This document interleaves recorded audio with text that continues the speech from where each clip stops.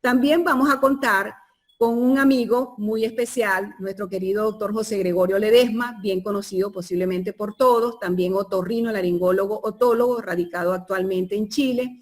Él se graduó como médico cirujano en la Universidad de Carabobo, es egresado del posgrado de otorrinolaringología del Hospital Dr. Antonio María Pineda de Barquisimeto.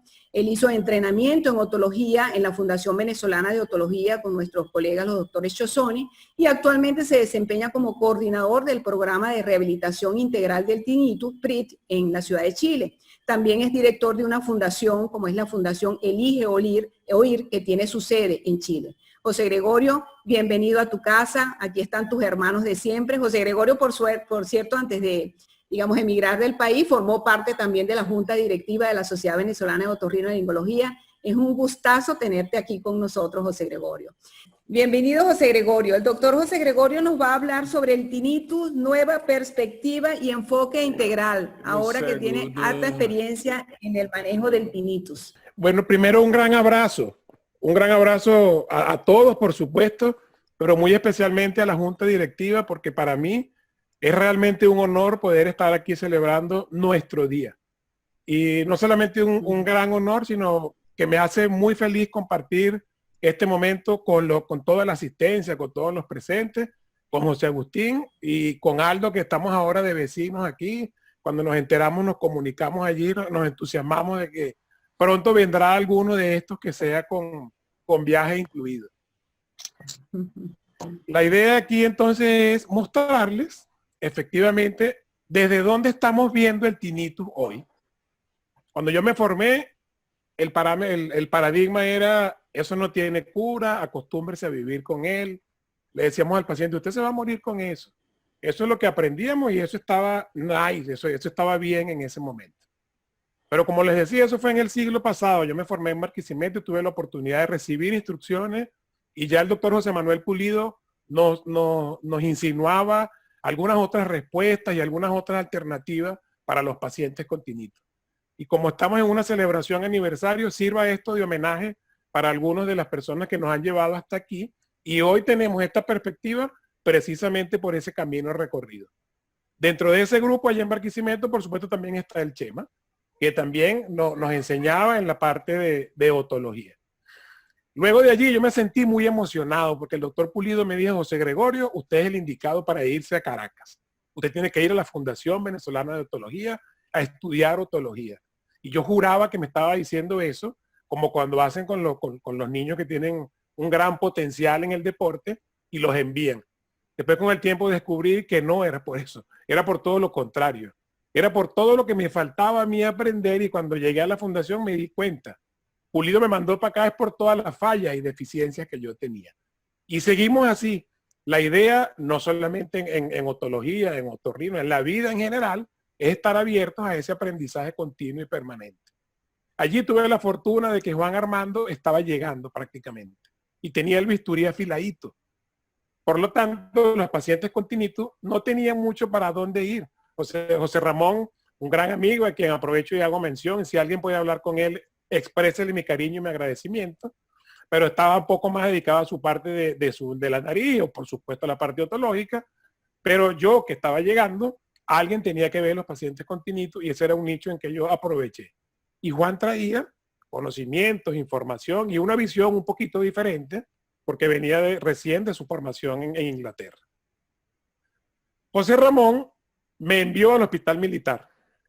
Y en el hospital militar tuve la oportunidad de desarrollar un poco esas ideas del modelo que veníamos creando, entre comillas, para enfocar al paciente con tinnitus.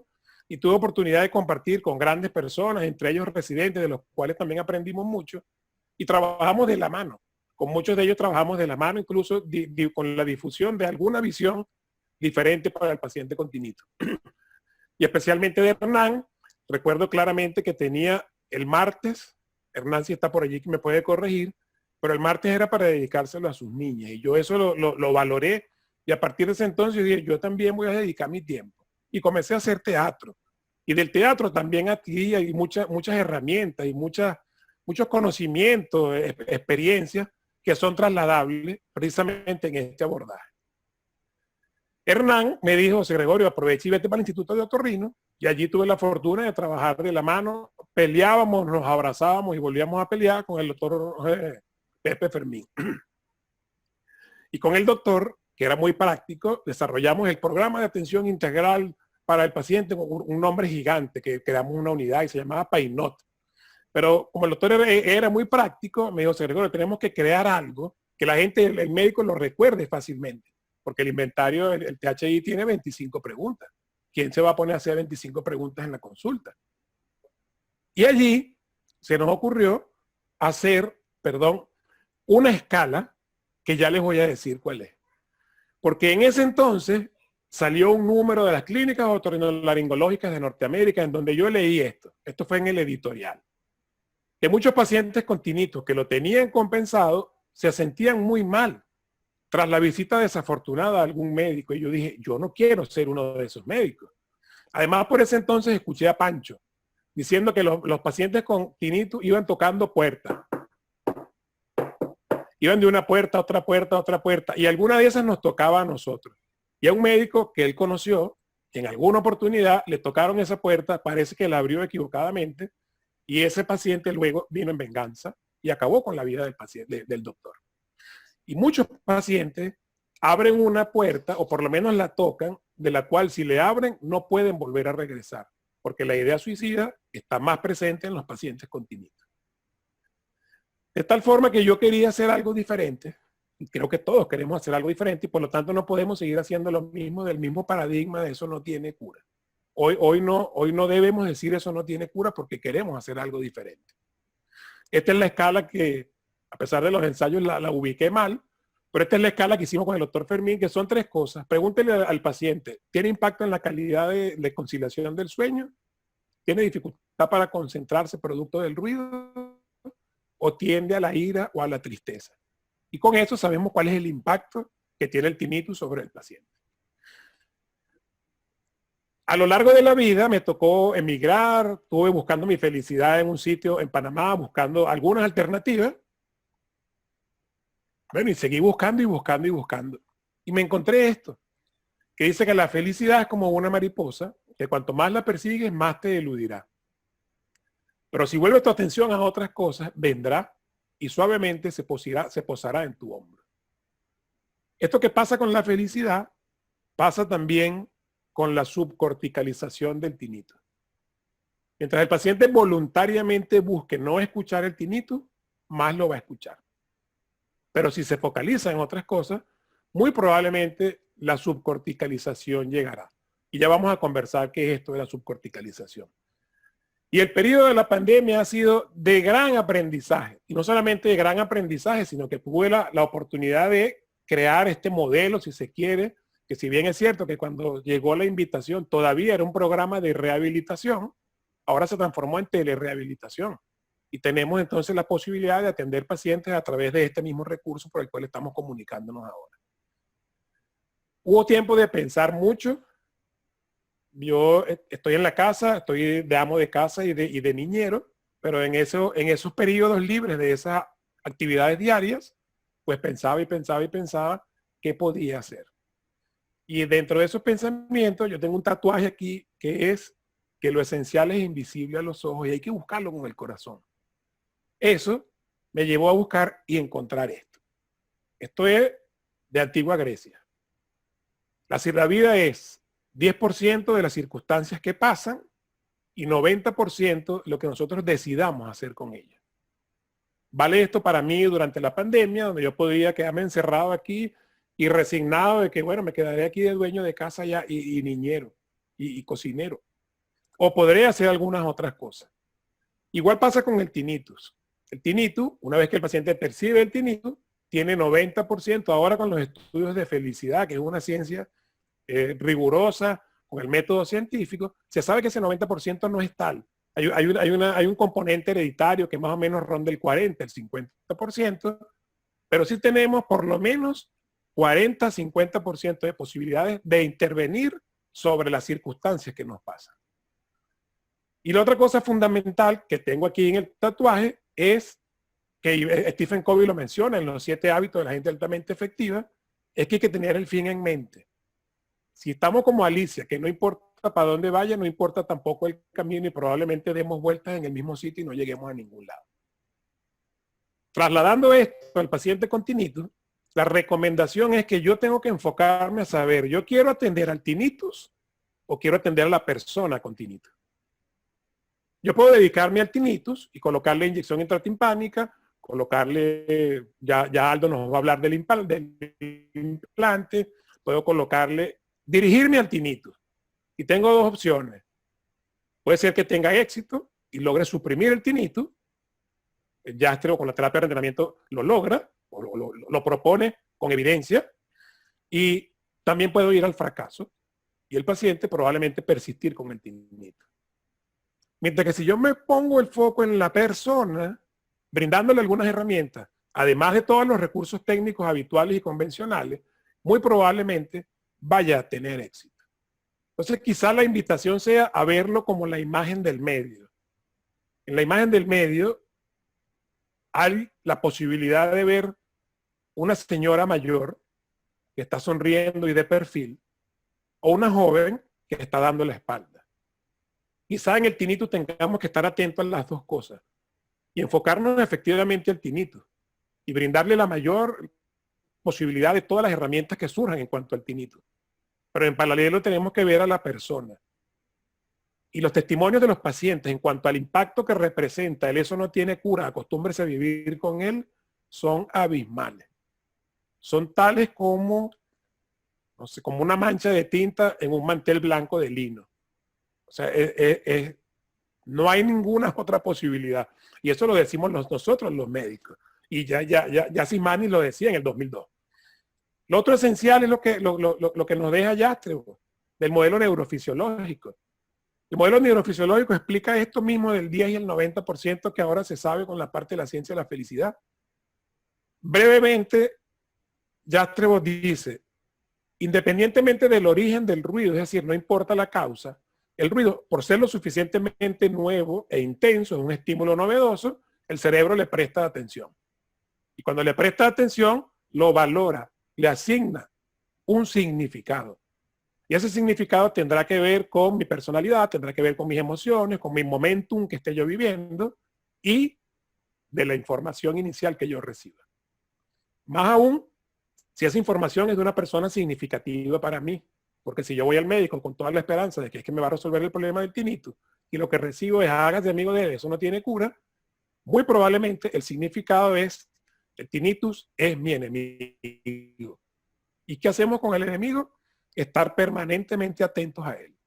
Por lo tanto, el paciente con tinnitus, este significado hace que lo convierta en un enemigo y por lo tanto hace una espiral en donde hay que estar permanentemente atento a él. Y el paciente describe, hoy me tomé un café, son las 8 de la mañana y se me subió un poquitico. Pero a las 8:30 se me bajó un momento cuando giré la cabeza. Permanentemente está atento al tinnitus. Y ahí no hay ninguna posibilidad de subcorticalización. Mientras que si el significado es neutro, hay la posibilidad de que pase como pasa con los lentes, como pasa con los zapatos en este momento, que el cerebro ignora las señales que no le son importantes. Y la invitación es a que incorporemos actividades que favorezcan esta subcorticalización y el cerebro sepa que el tinnitus no es importante porque nosotros le otorgamos un significado adecuado. Perdón. Ese es un tinnitus. Hoy en día se habla del tinnitus como patología cerebral, se amplía esta red que Jástrego proponía y hay toda una red y una descripción de las interacciones a partir del núcleo dorsal con las diferentes ramas. Entonces, esto no viene a tumbar la propuesta de Jástrego, sino por el contrario viene a reforzarla, a ampliarla y a brindarnos mayores herramientas y ampliar los nichos hacia los cuales podemos nosotros atacar el tinnitus. Desde allí estamos viendo el tinnitus.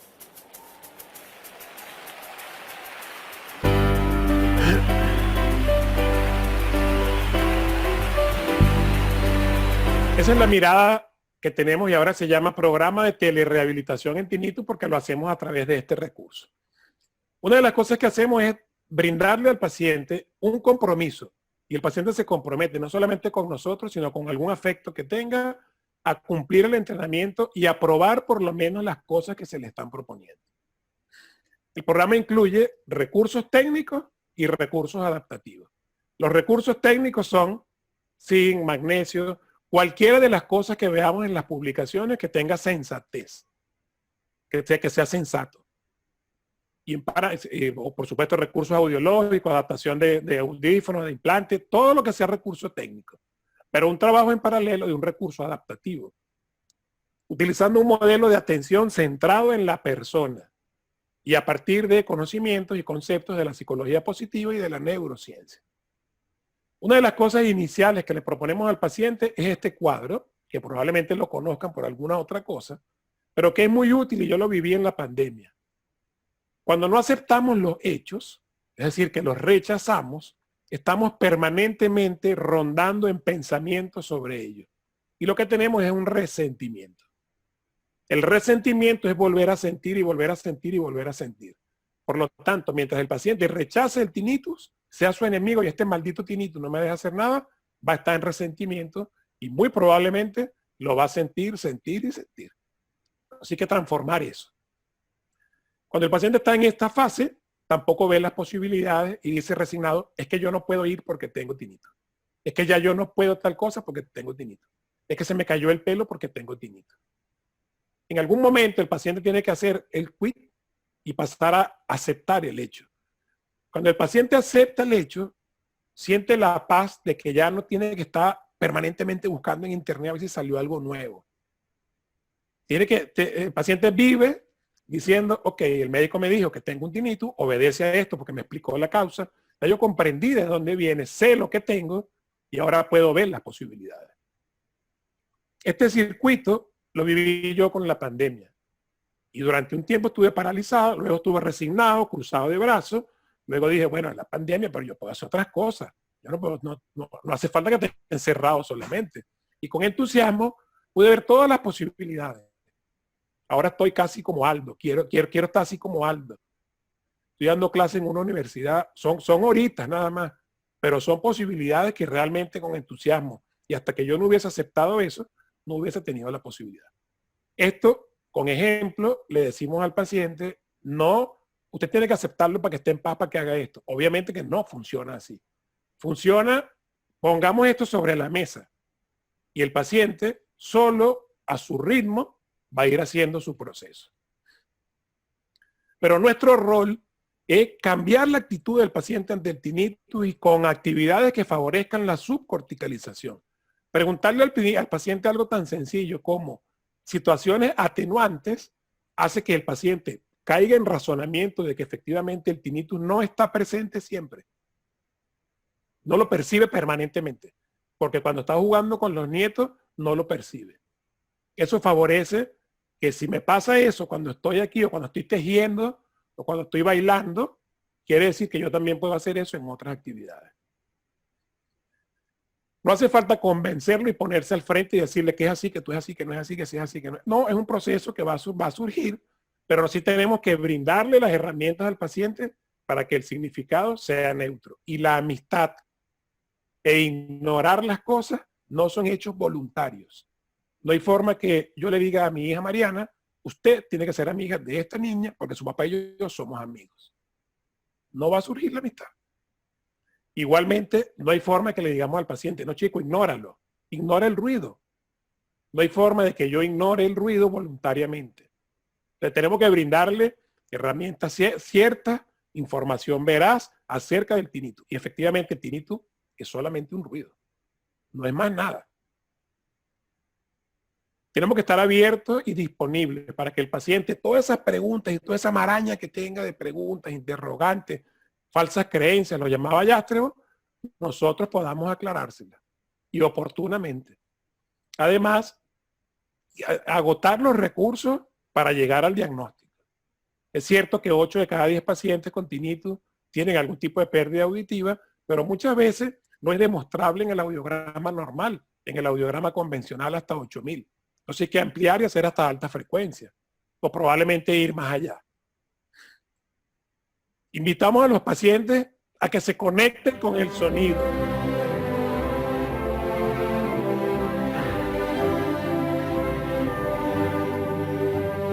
Ya te hablaba de enriquecimiento auditivo, pero el sonido lo podemos utilizar con propósito o un sonido ambiental solamente.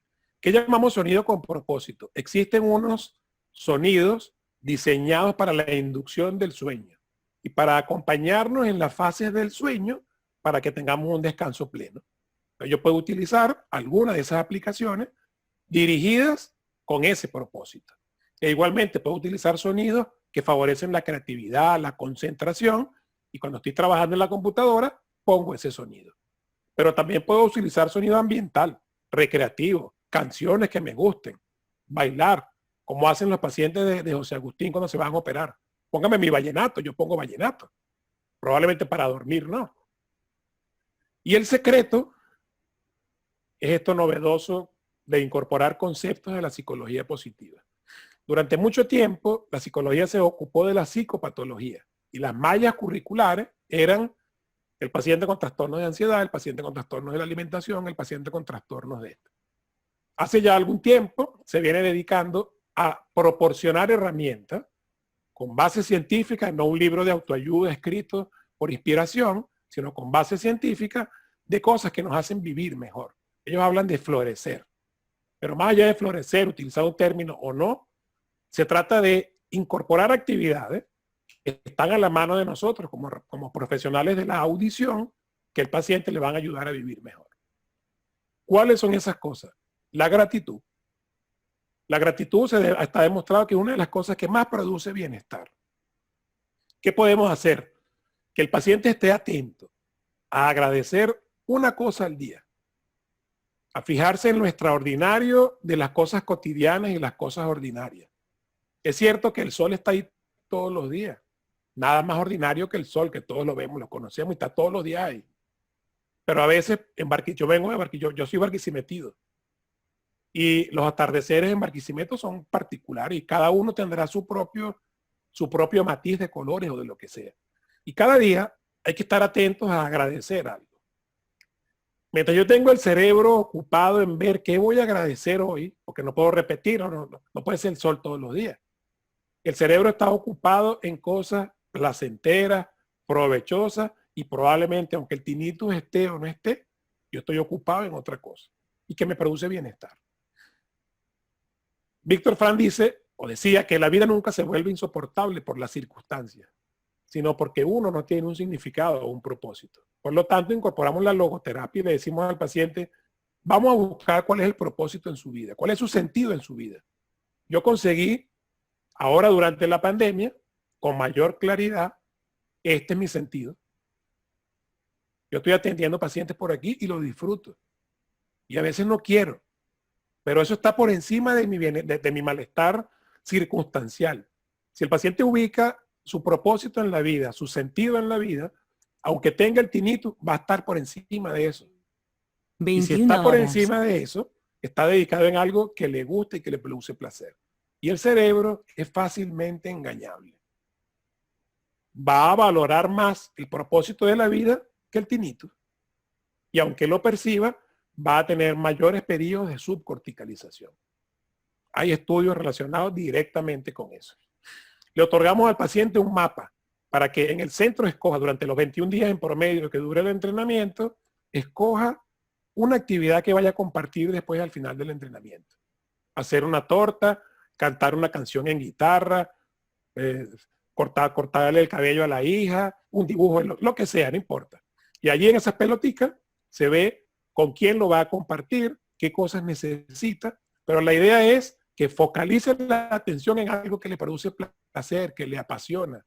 Y allí lo peor que puede pasar es que escuche el tinnitus mientras se dedica a eso. Pero está ocupando el tiempo en algo que le guste y le produce placer. Lo estamos sacando de resignación. Por lo tanto, va a vivir mejor. No sabemos todavía si el tinnitus está o no está. Yo no le pregunto al paciente si tiene el tinnitus o no tiene el tinnitus. Cada vez que le preguntemos, él tiene que hacer el circuito, pasarlo de subcortical a cortical y decir, no lo tengo, sí lo tengo, está más duro, está más suave. Por lo tanto, no nos dirigimos hacia eso. Y de la neurociencia tomamos la neurona espejo. Durante la pandemia, muchos pacientes venían porque se metían en grupos de Facebook y todo lo que veían allí, que nunca habían tenido y nunca les pasaría, comenzaban a preguntarse y a decir, ¿será que mi tinnitus también me va a producir eso? Por lo tanto, los extraemos de allí, los sacamos de los grupos de Facebook y los metemos en un grupo de WhatsApp. Y allí tenemos una comunidad de aprendizaje donde vamos conversando, no hablamos de tinnitus. El que tenga alguna duda sobre el tinnitus me escribe directamente a mí y entre todos vamos haciendo gratitud. Mira lo que dibujé, hoy me fue bien, me caí o no me caí, no importa. Pero no es el tinnitus el tema de conversación allí. De manera que el paciente con el entrenamiento logra efectivamente saber que sí se puede disminuir el tiempo de percepción y reducir el impacto que tiene el tinnitus en esas áreas que determinamos con el doctor Fermín. Y que vivir mejor es una decisión. El paciente lo decide y actúa en consecuencia. Y si yo por agradecer cosas que me pasan diariamente voy a vivir mejor, por ubicar mi sentido de la vida, y además me van a poner un audífono para escuchar mejor, pues tengo que decidirlo hacerlo, pues tomo la decisión y ya. Estos son algunos resultados durante la pandemia. Me llama la atención que comenzaron muchos pacientes de jóvenes, muchos pacientes jóvenes con tinnitus. Y lo que hacemos es medir el THI inicial y el THI final.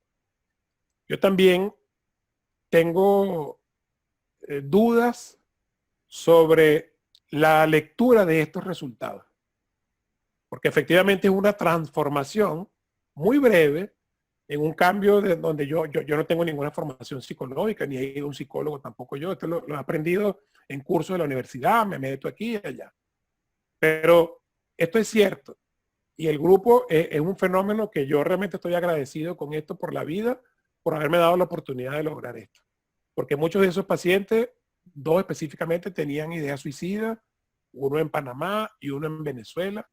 Y detectar eso, indicarlo al psiquiatra, poderlo hacer a través de esto, de la telemedicina, pues no hay ninguna duda que me hace sentir bien y me proporciona un sentido a mi vida. Y me pasa esto, porque muchos de esos pacientes yo estoy preocupado y ocupado en brindarles el bienestar y resulta que se me devuelve y lo consigo yo. Y me siento pleno aquí encerrado en la casa con Mariana jugando. A veces me saturo. Cuando Mónica llega salgo corriendo, me voy a tomar un café por ahí, en la medida de lo posible.